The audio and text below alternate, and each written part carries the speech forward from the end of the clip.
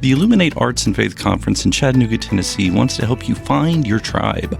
Do you get way too excited about quoting Wendell Berry or C.S. Lewis in conversations with coworkers? Does your Spotify playlist include hymns, a little jazz, and a whole lot of Andrew Peterson? Join your tribe at Illuminate March 31 and April 1 for education and inspiration from speakers Russ Ramsey, Douglas McKelvey, John Hendricks, and others. Find a complete list of session topics and ticket information at southern.edu/illuminate. In 2024, I set out to meet as many poets as I could and spend an hour with each one. I got more than I bargained for, more insight, more clarity, more hope. It's proved to be one of the richest highlights of my life. 17 writers, 17 deeply human conversations that made me sit up and pay attention. Franz Kafka once said, if the book we're reading doesn't wake us up with a blow to the head, what are we reading for? A book must be the axe for the frozen sea within us. And that's what I hope this new book will do. I hope it wakes us up, my friends. I hope these conversations will be the catalyst for something to be reawakened, re-enchanted, and reinvigorated. It's called An Axe for the Frozen Sea, Conversations with Poets About What Matters Most. I'm Ben Palpin, and I hope you'll come and listen in as I spend a little time with poets like Lucy Shaw, Malcolm Guite, Dana Gioia, and Lee Young Lee. Pull up a chair at the table as we dig into what it means to write well and to live well. An Axe for the Frozen Sea is now available from Rabbit Room Press. Visit the store at rabbitroom.com, or better yet, ask about it at your favorite bookseller.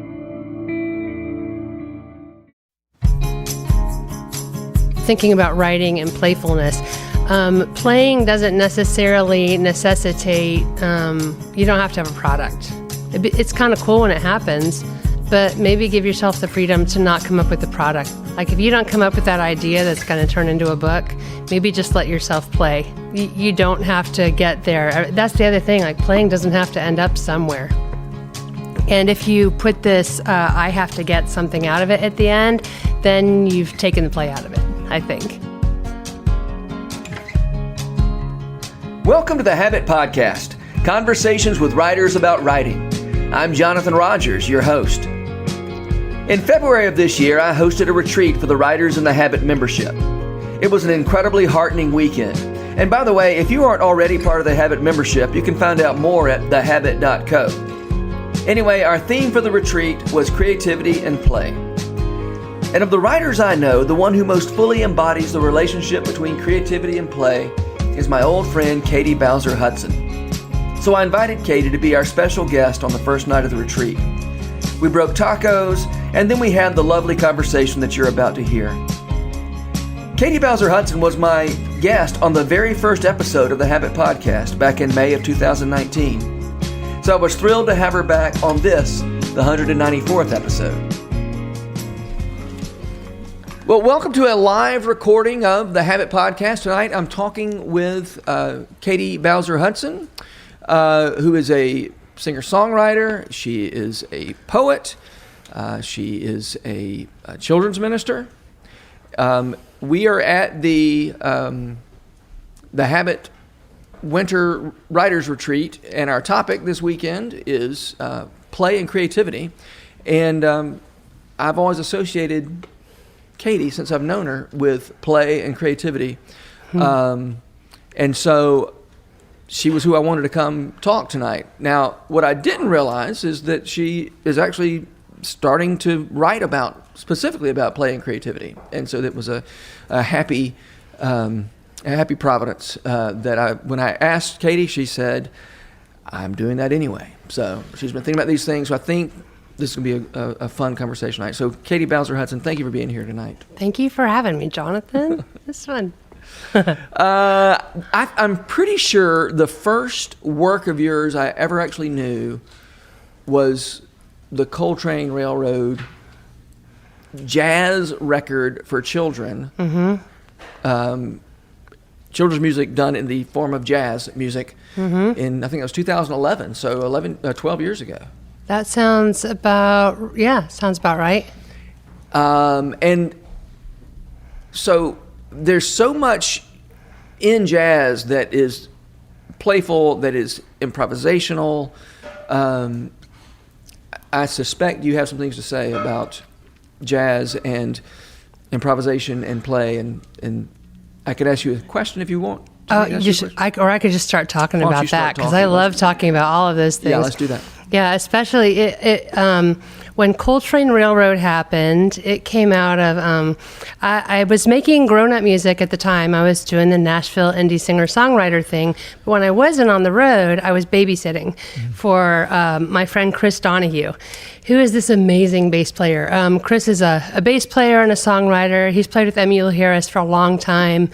And he had one little girl at the time. He had one little baby, and he's like, hey, when you're not on the road, you're kind of good with kids. Could you watch Maeve? It's like, yeah, I could do that, because I could use the cash too, and that would be wonderful. And they were just an amazing family to be around. So when I was home, I would take Maeve and put her in a little baby carrier and walk all over East Nashville, which wasn't quite as safe at the time. You kind of had to choose your route. You had to choose your route at the time. But I would walk to this German bakery like a mile away, and I would sing to Maeve, and we would, if you're walking and you're with the baby, if you hang around babies, that rhythm. Can you see me? You can't see me on the podcast, but I'm doing the baby sway right now. And it just gives, being around children tends to put you in a playful mood. And I would write these little songs for Maeve. So we wrote My Belly Button Stays the Same. This goes, eyes and elbows, fingers and toes, knees and feet, they all grow. My fingers get longer, my legs do too. My nose looks neat, my face looks new. I haven't sung this in a while. No matter what my body has in mind, one thing is for sure I find, my belly button stays the same. It was just so much fun to do. So we made 3 Coltrane Railroad records. Yeah. So that it ended up there because I was playing blocks with Maeve, who's like at the toddler age where they still topple, and we'd sit her up and put pillows around her, and we were playing blocks, and Chris came in and said, "Do you want to do something with those?" I was like, "Yeah, let's do that." He was on my adult album, and then I was like, "Yeah, let's try that." So we made some albums. Yeah, but I guess so. As far as talking about creativity and writing and jazz, and oh gosh, I'm not sure which intersection to even go with here. Yeah. But how about this? Kids are a natural audience for jazz because children are naturally improvisatory. They turn things on their heads. They flip things around. They don't even think twice about looking at something from a different perspective. And so when you're around children, you kind of can't help but looking at things out of whatever set of blinders you've been looking at them in. Yeah. Yeah. And, think about something like scat singing. That's what babies are doing all the time. That's all they do is that sort of scat singing. Yeah, it's exactly what they do. Yeah. They're just playing all the time and sing. Do you remember we had one called My Mouth and Me? I'm in a really good mood, Jonathan. Sorry, I'm very chatty tonight. This is great. Yeah. Are you going to sing it for us? Let's see. I like to go ha ha ha, and you go ha ha ha. I like to go he he he. I like to go brrrr. We have a lot of fun, my mouth and me, and the whole song is like that. It's the whole song is it's amazing what my mouth can make, my lips and tongue and teeth. A million sounds more to be found. We have a lot of fun, my mouth and me. Blah, blah, blah. I love it. But one thing you're doing there is playing around with sounds before you get to meaning. Which is kind of what poets do sometimes. Yeah. I don't write a lot of poetry, but I get the impression from poets that that's something they do. You don't write poetry? Not really, no. Okay, just curious. Yeah. We've never really talked about that. Yeah. Okay. You write a lot of books. Yeah. Okay. but they aren't poetry books. Okay. Yeah. And so, but that idea of caring about the sound before you care about what the sounds mean. Yeah. I mean, that's something kids do, and it's not the only way to get writing done, but it's a way to get writing done. It is. You know what it makes me think of? I probably brought this up on a podcast another time because it's one of my. You've probably brought this up too. Okay, here's our Annie Dillard. Let's go ahead and get into Annie Dillard for the night. But somewhere in the writing life, she talks about a writing professor who's walking across the quad. You guys can go fact check this because this is, at this point, it's apocryphal or something. But a student runs up and is like, I really want to be a writer. Do you think I have what it takes? And this professor stops and sighs and goes, well, I don't know. Do you like sentences? And that's kind of the same kind of idea for a writer. It's like, do you like to make sentences? Do you like to play with words and see what happens when I put together a sentence and it locks in and it feels good? Yeah. And then put it with other, Because if you and she goes on and talks about a painter too, and talks about some famous painter who someone asked how they got into it, and they're like, I like the way paint smells. It's like, do you like the tools of your craft? Yeah. Yeah. Because if not, it's not gonna be any fun for you. Yeah, that's so good. By the way, can I just mention, I think my favorite line on the Coltrane Railroad Swings album is there's a song about getting dirty. And Dirt is the name. Okay, all right. And you say, what am I supposed to do? This stuff is everywhere. What am I supposed to do? This stuff is everywhere. Yeah. Dirt. Okay. Sorry, I didn't mean to step on your line. It's such a childlike view of dirt, though. And when they're being told to stay clean. Stuff is everywhere. It's like, what am I going to do? It's great. We had a fun thing we got to do one time. We got to play at Wolf Trap, like the big outdoor amphitheater thing in Northern Virginia. And it was so cool because that's when I was growing up, we used to go there, and like I saw Baryshnikov there. It's like, I can't believe we get to play. But we had the honor of the National Wildlife Federation. I forget. They had a contest promoting kids going outdoors, and we got to present the dirtiest kid in America. we got to sing that song with an unbelievably dirty child projected behind us. It was really fun. That's amazing. So here's something I want to an idea I want to throw out there and see what you think about it. I've been thinking about the idea that play is a posture toward reality. Okay. Can I write that down real quick? That's really good. Yeah. Okay. Sure. Okay. But I'll listen later. A child at let's not say a child at play. Just say a child looks at the world and says, "This is too wonderful." What's someone say? Such knowledge is too wonderful for me. It is too high. I cannot comprehend it. Mm-hmm. That's a child's posture toward the world. Whew. It's there. It's real. It makes sense. It makes sense to somebody. Yes. It doesn't make sense to me. And in the face of that, the child plays. I think I just spent a couple months trying to get to what you just said. That's just so beautifully put. I've been thinking about all the things that play isn't. And all the things that play is conjoined with or next to, but that it's not necessarily.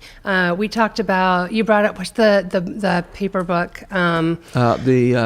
Leisure book. It's in my bag. Hang on. The Leisure, the Basis of Culture. Leisure, the Basis of Culture. Excellent book. Kind of heady and philosophical, but really good. Yeah. Play isn't leisure. But play can go with leisure. Okay. Play isn't work necessarily, but play can go with work. You can do work in wait, how did you say that? Play a posture towards the world? A posture toward reality. Towards reality. Oh, that's, yeah. A posture, I don't know what even else. That was fantastic. So it's a posture you could take towards work. Yeah. It's a posture you take towards writing. Yeah. It's a posture, I mean, I don't know where we're going to go here, but it's a posture you take towards even sorrow. As I'm considering this book, I don't, am I supposed to do this like before I get the book deal? Yeah, I don't know. Am I supposed to? Let's just talk about what you're writing. You don't have to call it a book. It's just what you've been working on. It's just something I'm working on. Okay. Yeah. But I've looked at it in 3 chunks. Okay. I'm looking at it in 3 chunks. I've been looking at my own life and my own world in terms of how I've done play. So that was fun. The fire just did a thing. If you're listening on the podcast, it was cool. I've been looking at play in my own life and my own experience. I've been looking at play historically and how it's been considered. There's some really fun treatises and doctrines and theologies of play over time and in different cultures. And I've been considering play in the Trinity. How does the Trinity play among itself? How does God the Father play? How does God the Son play? How does God the Holy Spirit play with us and in creation? And there's just and if you look at that as a posture towards reality, man, I think you just got it. It changes so much, and the more I think about play, the more I think about you can't play without having faith. What does that mean? I don't think you can. I don't think you can play and not without some element of trust. If you go into something. If you're going into something without playing, let's say we have an absence of play. You're going in. I think about an absence of joy, an absence of hope, an absence of possibility. That when you have play there's so much possibility. There's the idea that something could happen that's something I haven't thought of before. That there's room for being surprised. There's room for exploration. And so you stop thinking outside of a closed system and go, what could somebody bigger and better than me, or even other than me but good? What could happen if I'm playing in this world with another person, with God in this world that He's created and that He continues to make happen? Okay, is it? Here we go again. Chesterton and MacDonald. I think it's Chesterton, but the daisy quote. The thing about God and God keeps making daisies because He likes making daisies. The beautiful monotony of it, is He strong enough to do something that monotonous over and over and go do it again? Yeah. Oh yeah, that we have a Coltrane song. Do it again. No, that's right. Do it again. Do it again. Do it again. Again. Do it again. Do it again. Do it again. Again. It's the toddler mantra, right? Yeah. Right. Yeah. But also according to Chesterton, the mantra of the Creator. Yeah, and the mantra of the Creator. So look how children. Show us, Yeah. Okay, you mentioned the way the Trinity plays, and I feel like you missed an opportunity to talk about something I know you've done some thinking about, and that is the Christ plays in 10,000 places. The line from our poet. Gerard Manley That's Hopkins. The one. Okay. I missed an opportunity. I kind of feel like, you sure you don't want to do it? Because you sound like you got it all teed up. About it. I'm teeing you up. I'm not teeing myself up. Oh, that's kind. How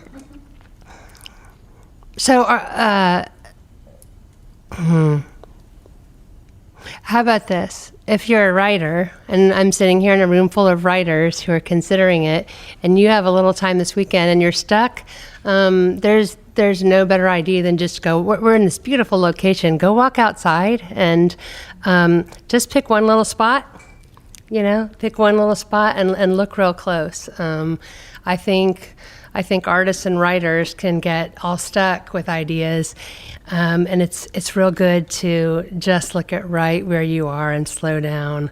Andrew Peterson was in the back of the room here, and we were chatting about Sabbath. I was just telling him, have you guys read Abram Heschel's book, Sabbath?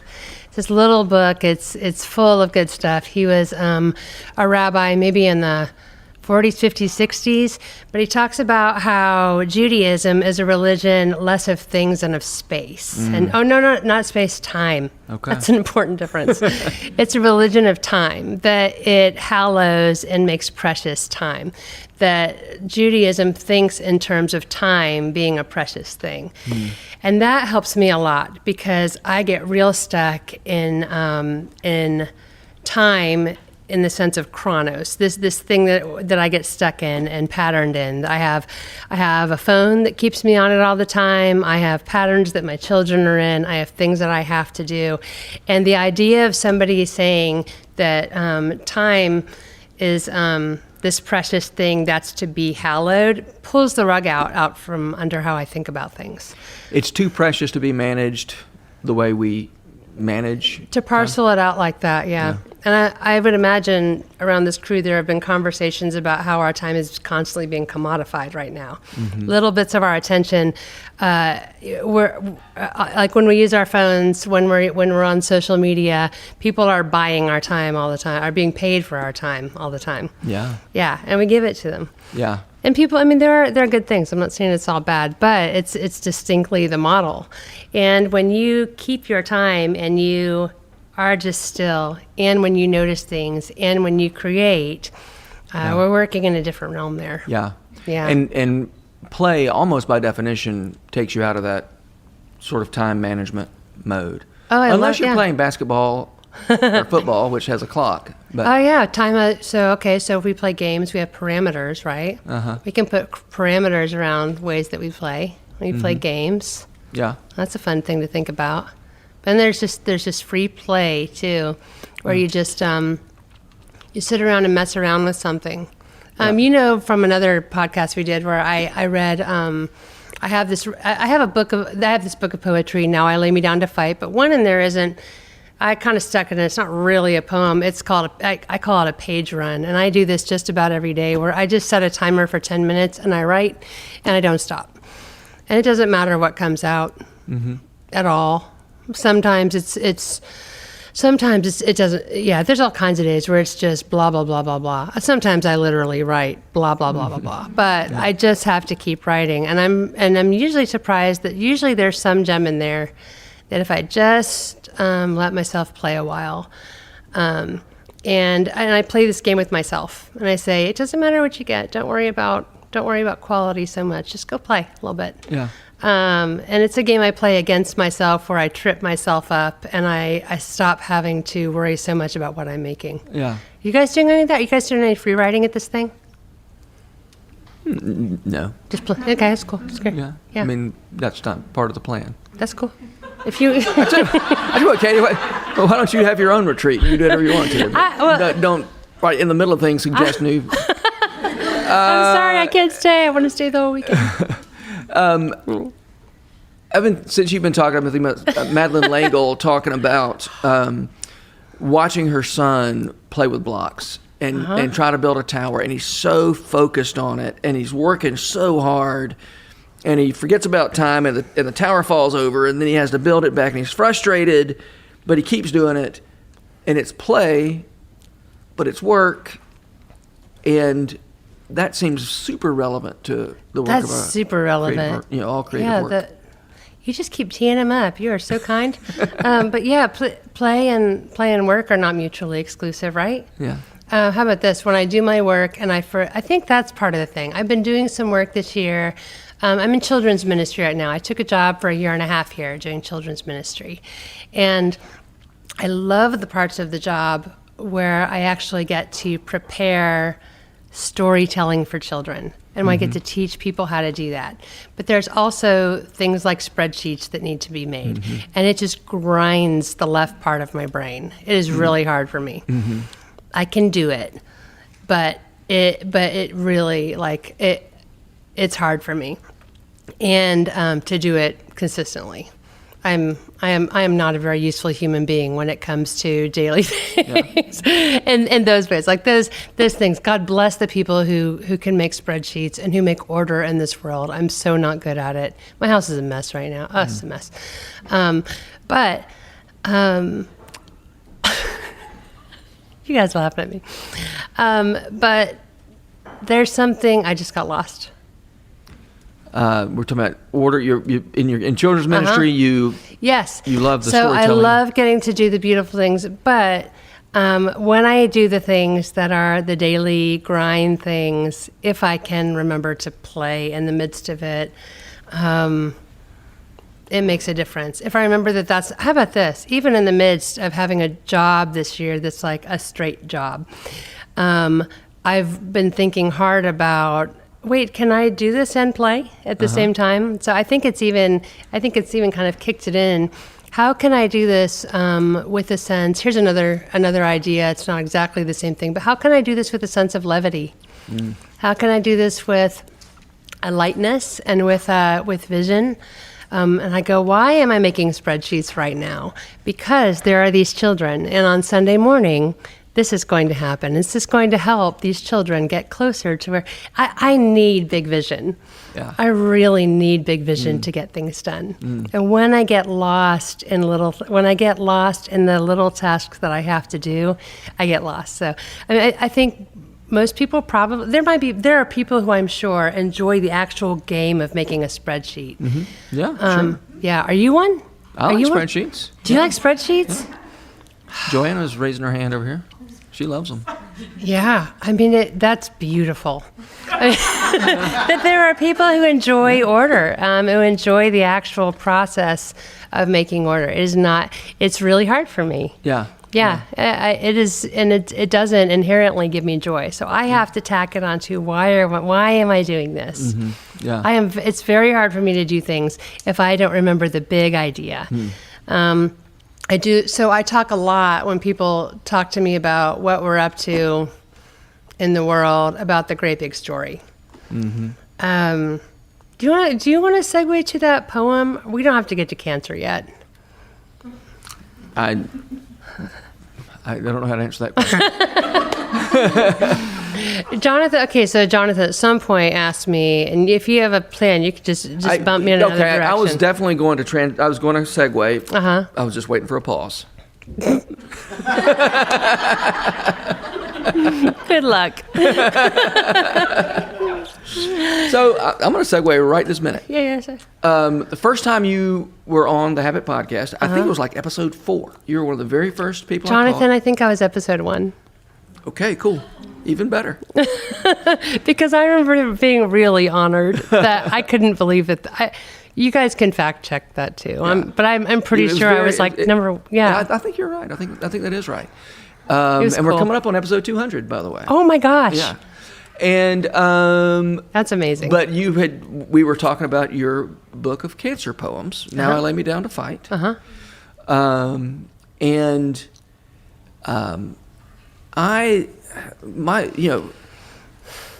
As I was thinking about this conversation, I was really curious to know, what does play have to do with cancer poems? Because that's pretty heavy stuff. These are heavy poems. A lot of them.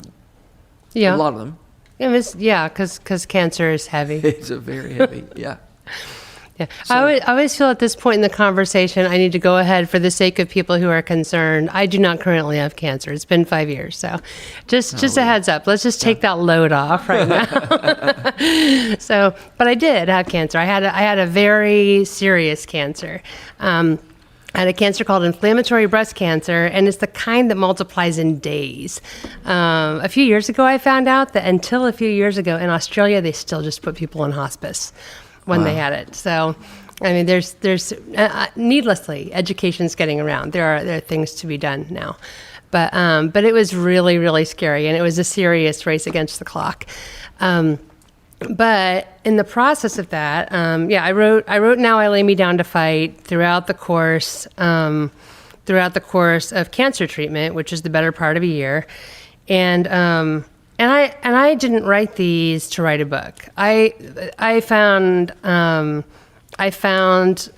so over the years I've written jazz for kids, I've written hymns, I've written stories and essays, and I've always written poetry, but I found that when I desperately needed to get words out and I needed to express myself or I was going to die emotionally, that I went back to poetry. Because it's kind of the mother tongue. You can distill down what you're saying to its essence, and I found myself writing in my most concentrated form. Yeah. Yeah, it was just getting all of it out as best I could with the best words that I could to get some shape and form around all of these unbelievably heavy emotions. Yeah. Yeah. That doesn't sound playful. So, wait, what page is it on, Jonathan? Because we talked right before. Yep. Cumo poem. Yeah, there aren't page numbers. There will be when it comes out in November again. Okay. Sorry. Yeah, proper page number. Okay. In order to pull that off, I often use my imagination. It wasn't. It's not dissociating. It's using all of the. It wasn't going somewhere else. I wasn't just hiding from having cancer, but my imagination came very much into play. Both about things that I knew were true and real in front of me, and also the things that were true and real that I couldn't see. Yeah. I took everything that I knew that was true that could help me live life in the middle of potentially dying. And I called down heaven. Mm-hmm. I took all the resources I had at my disposal when I wrote. And so I did a lot of praying with as much of my imagination as I had. My imagination was what helped me survive. Considering what could this mean in light of what I know about life and what I know about death and what I know about God who brings life after death, who is the enemy of death, who has defeated death, that death is a defeated foe. I mean, there's nothing to really make you love life like a really good look at death. But okay, so I'm going to read this one. It's called Chemo Poem number 1, and I'm reading it for the sake of saying this is a way that I engaged my imagination when it came to writing poems during cancer. So this is, this is right as I began chemo. And for a little context, it's 2 weeks before, right before I had a cancer diagnosis, I had this lovely scholarship to go to Martha's Vineyard and study writing. So I just had this week, after years of homeschooling and having a husband touring on the road, where I got this scholarship to just go hang out on Martha's Vineyard with another friend who also had a scholarship, amazingly. And we just had a whole week to write and to sharpen our skills and to, so it was amazing to me. I mean, in fairly immediate hindsight, that when I needed my writing tools available, I just had a chance to put all my arrows in a quiver. So this is chemo poem number 1. Let's try writing with music on. Let's try writing during chemo. 2 weeks ago, I wrote by the ocean. Ridiculous prima ballerina sunsets laying their souls out inches across ocean, gloriously arched over backwards, illumining footlight waves past the overpriced fish and chips, salty air and malt vinegar, ocean eternal. I wrote and wrote easy words and seashores of time. 2 weeks later, I write in chemo, with Goldberg variations infusing through my headphones, running down fear with beauty, with trastuzumab infusing through my body's tunnels, like some Cossack mob, conquering and burning overpopulating cells run amok. I can't say I like this better, but I can't say it's worse for writing. Pain works just fine. Fear close as the CT scan suits. My days were measured before. Everybody's always are. The curtains just pulled back a bit. I always needed a deadline to get anything done. But there was a lot of considering the things that I couldn't see that I knew were going on. There's a sense where things were going on in my body. There were actual real things going on in my body that determined whether I was going to live or die. And they are true even though I couldn't see them. And there are also things going on spiritually that I cannot see that are very much true. Yeah. So there was a lot of me connecting all those planes because they all are. Yeah, Madeleine L'Engle goes there beautifully over and over again. I love that in her sci-fi books, she goes from way up in the universe, where suddenly we're crossing through planes and we're kithing with our minds and we're tesserating across universes. And then she has another book where she makes up these little farandulae, these tiny little micro. They're not real. I thought they were real, but she makes up these tiny, whatever they are, itty bitty bits, but there's a whole universe going on in this tiny, it's all true. Yeah. It's all true. Yeah, the farandole are not true. But the idea that there are very real things going on and absolutely essential things going on, micro and meta. Yeah. Micro and meta. My hands just went the wrong way when I did micro and meta for the podcast. Little, big. Yeah. No. By the way, I love that image of the Cossack mob conquering the cells. That's great. It was kind of brutal. I needed some brutal imagery in there. Yeah. I need something to go in there and beat things up. Is there a parallel there? I think there might be between the way children like those kinds of sort of whether it's cops and robbers or whatever. This is games of imagining a force of justice. Superheroes. Superhero, yeah. Superheroes and bad guys and yeah. Oh yeah, totally. Don't you think? Yeah. I mean, when kids are playing those games, there's you're trying all that on and seeing. Yeah, kids know a lot of those things innately, don't they? Yeah. I do love. I love hanging around kids too because they kind of cut to the chase, but they're dealing with all the same stuff. Yeah. It's one of the things when it comes to writing for children. Oh, so we did this book a couple years ago. Me and Flo Oakes and Tish Harrison Warren wrote this book called Little Prayers for Ordinary Days. And it's such a little book of prayers. Mm-hmm. And I always feel the need to say, it's such a little book of prayers for little ones, but it was really hard to do because we wanted to take care. Because when you say things to children, you want to say it in words that they can understand well, but they need big ideas. Yeah, they need true truth expressed in such a way that little hearts can hold on. If you don't tell them the right thing and it keeps growing, then you're not building on a square foundation there. Yeah. Yeah. Well, and you've already spoken a little bit about your work in children's ministry, but can you say just a little bit more about how working with children has shaped the way you think about your own creative process? Yeah. If you have more to say, and if you don't, that's fine too. Yeah, I think I do. I'm going to think about it for a second here.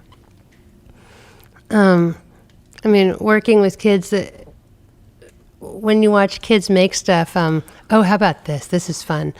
I took this job because I love these children at this church. I love them a lot, and I've known them since they were born.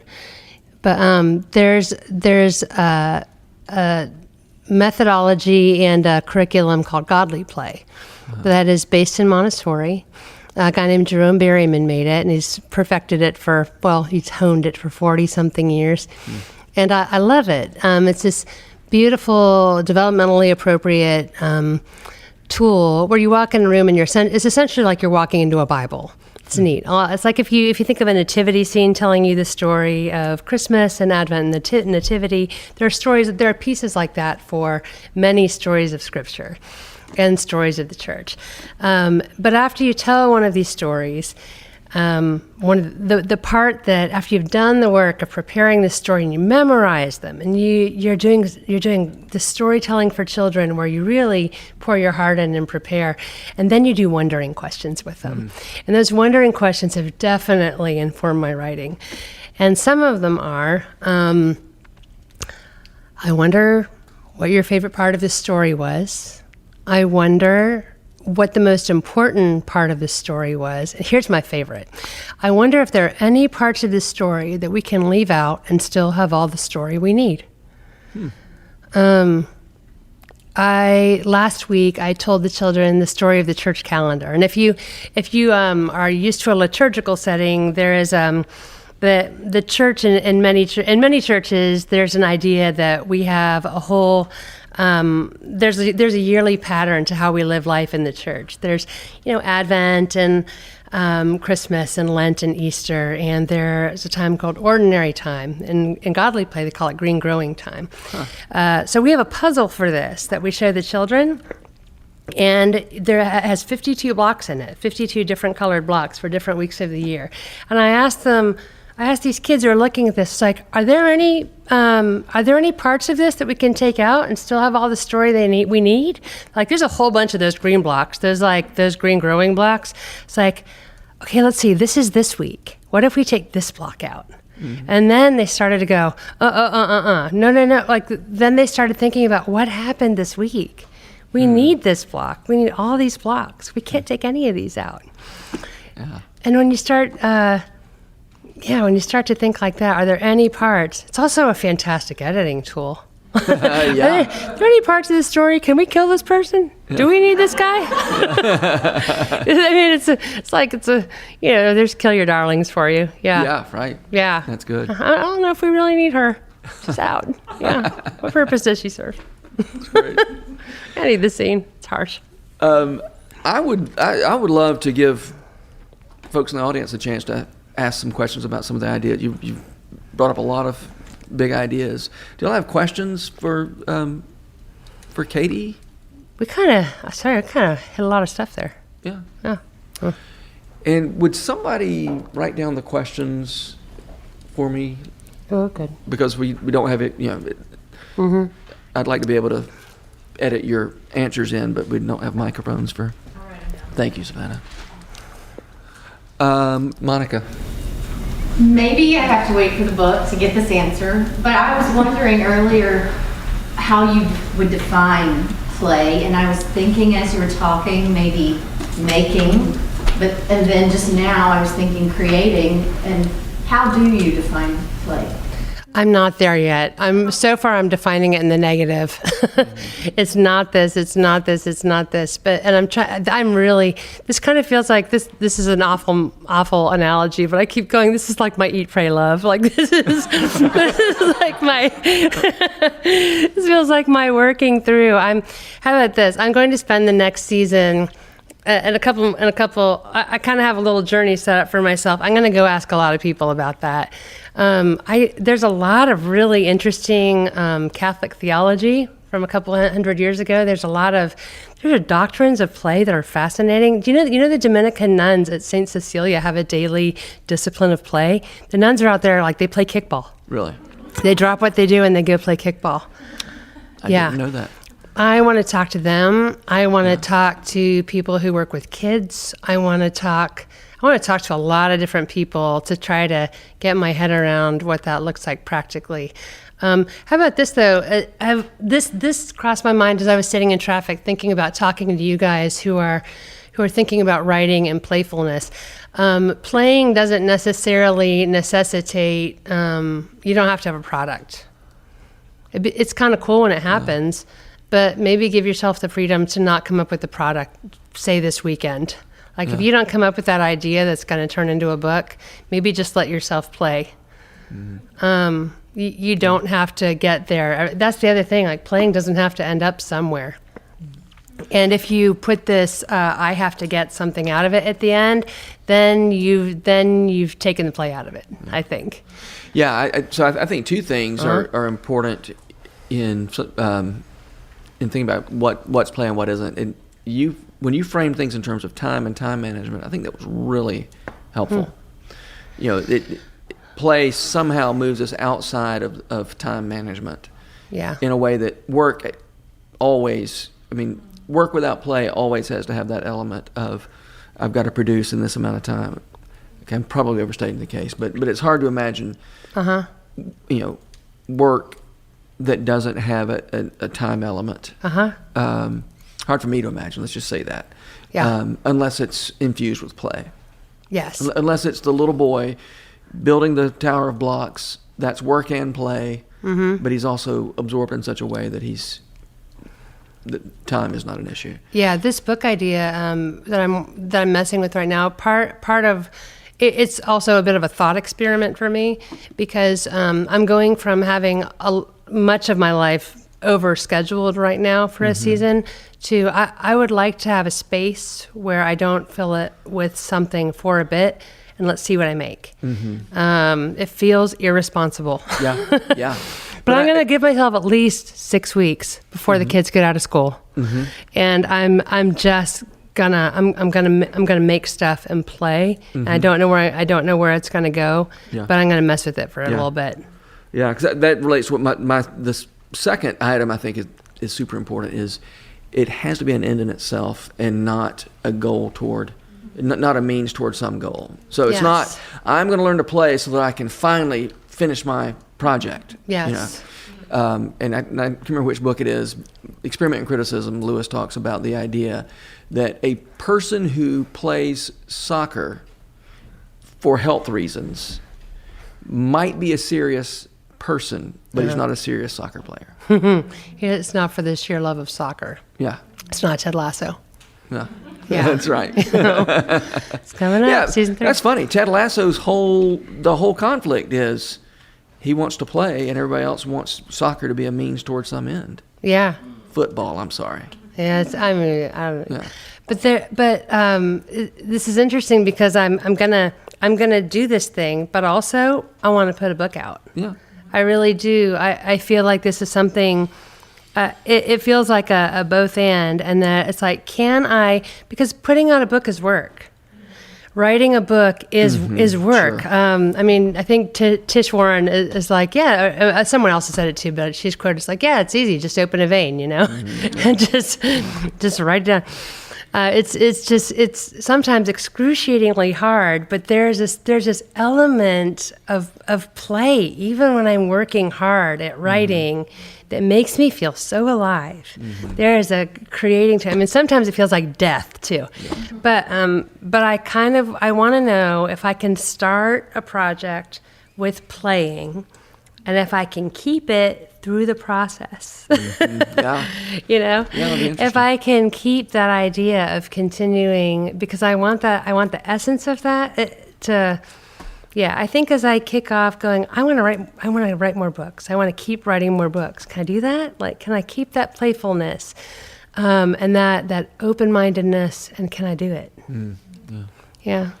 It's a little scary because playing is an act of faith. Yeah. It is. Well, Katy, I've been so happy that you've been with us to speak this wisdom and offer this encouragement, and I'm really thankful for the ways that you do your work. I know you do it in some ways. You're doing it for yourself because you want to be more Katy, but a lot of us benefit from you being Katy. Well, let's wrap it up there. Thanks, Jonathan. Thanks always.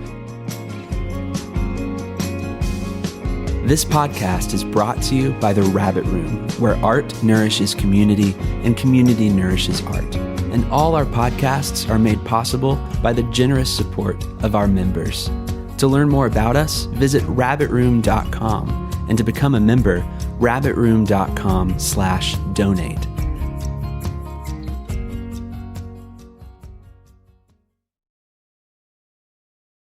If you've enjoyed this podcast episode, consider joining the Rabbit Room membership.